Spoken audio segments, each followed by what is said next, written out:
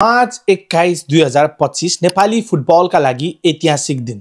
एउटा यस्तो दिन जसले नेपाली फुटबल प्रेमीहरूलाई गर्व गरायो। नमस्ते, म सिमजन कार्की स्वागत गर्न चाहन्छु the truth out of Nepali फुटबलको 8औं एपिसोडमा। सिङ्गापुर नेसनल स्टेडियममा भएको अन्तर्राष्ट्रिय मैत्रीपूर्ण खेलमा नेपालले सिङ्गापुरलाई 1-0 ले हराउँदै 36 वर्षपछि ऐतिहासिक जित दर्ता गर्यो। यो जित नेपालका लागि मात्र नभई मुख्य प्रशिक्षक म्याट रसका लागि पनि विशेष रह्यो, किनभने यो उनको नेतृत्वमा नेपालले जितेको पहिलो खेल हो। नेपालको टिम सम्हालेको जम्मा 1 महिना मात्र भयो, तर उनले नेपाली खेलाडीहरूमा सकारात्मक परिवर्तन ल्याएका छन्। पहिलो हाफमा नेपालले सङ्गठित फुटबल खेल्दै आक्रमण गर्यो, जहाँ मनिष डाङ्गी र जिलेस्पी जङ कार्कीको उत्कृष्ट तालमेलले नेपाललाई अग्रता दिलायो। मनिष डाङ्गीको सटिक क्रसलाई जिलेस्पी जङ कार्कीले सुन्दर गोलमा परिणत गरे। जिलेस्पीको हालको लय शानदार छ र हालसम्म आफ्नो उत्कृष्ट फुटबल खेलिरहेका छन्। पहिलो हाफमा आक्रामक देखिएको नेपाल दोस्रो हाफमा भने रक्षात्मक देखियो। नेपाली टोली सिङ्गापुरको निरन्तर दबाव झेल्दै गोल नखाने रणनीतिमा लाग्यो। टोलीले अर्गनाइज डिफेन्स खेल्दै खेल जित्ने लक्ष्य पूरा गर्यो।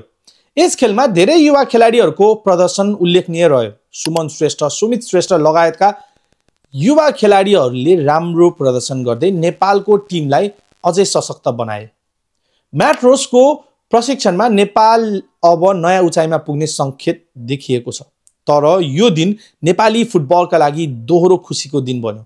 नेपाली महिला फुटबलकी स्टार स्ट्राइकर साबित्रा भण्डारी साम्बाले फ्रेन्च लिगमा आफ्नो प्रभावशाली प्रदर्शन देखाइन्। फ्रान्सको शीर्ष club Paris Saint Germain PSG विरुद्ध उनले 2 गोल गर्दै सबैको ध्यान आकर्षण गरिन्।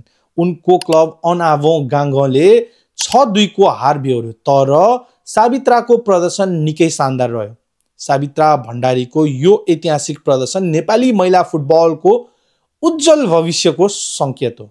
युरोपेली क्लबहरूको विरुद्ध उनले गरेको उत्कृष्ट खेल नेपाली खेलाडीहरूको क्षमतालाई विश्व सामु प्रमाणित गर्छ।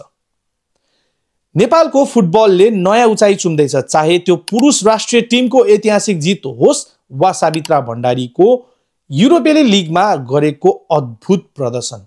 यी सफलताहरूले सम्पूर्ण नेपाली फुटबल फ्यानहरूलाई प्रेरणा दिएको छ। धन्यवाद।